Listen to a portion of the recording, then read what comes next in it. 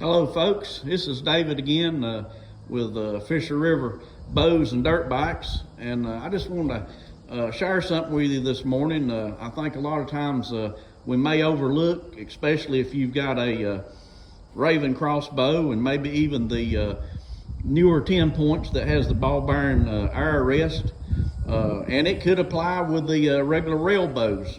And what I'm getting around to talking about is vane contact. You know, back in my vertical days, back when I shot the TM hunters, you know, to get good arrow flight, of course you had to tune your bow, but the first thing you had to do was make sure you had vane clearance. And I think maybe as crossbow hunters, sometimes we forget about that.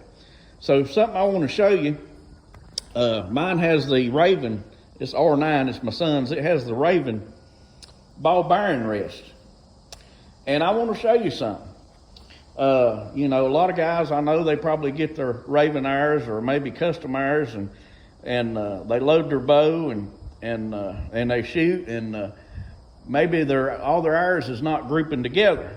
Well, of course, we know spine indexing really helps about getting your arrows shooting together, but if you got all your arrows spine indexed perfectly and you've got one arrow that a vane is making contact, for example, like on the rest of a Raven bow, that arrow will be a flyer.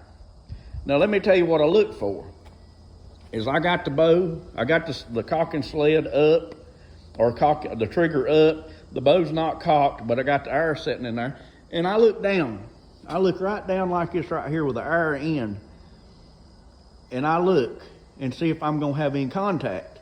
And of course it's easy to not get contact with the bottom vane. But what happens a lot of times is we may have that bottom vane contact, but what'll happen is a lot of times on this vane here, right here at the end of the vane, at the bottom, and it's very stiff right there, or even on this vane, it may contact the rest here or here. And if it does, folks, and it's very stiff arrow at the end of that vane, it will throw an arrow off. So that's something to be on the lookout for. And I'll give you an example real quick. Been shooting my boy's R9 and getting him ready, and I had six arrows that I had spine indexed and got them set up, and I've been shooting broadheads this morning. And I'll just show you real quick. I'll give you an example. All right. We've got 5 arrows here that is basically shooting together. Number 4 is just a little bit high, but it's still here within the group. Okay, well let me show you. You see number 5 right here? All right, when I first shot that arrow with the broadhead slick tricks, I shot 2 shots. First shot here, second shot there. Well, I thought, well, I'm spine indexed, I shouldn't be off that much. So I got to looking, and I put the arrow in the bow, just like I just showed you, and I got to looking. And this vane right here, underneath, was making contact with the rest, and it was giving me a flyer. Well, I adjusted, and after I made the adjustment, guess what, folks? I'm here in the group, I'm right here. So this is something to think about.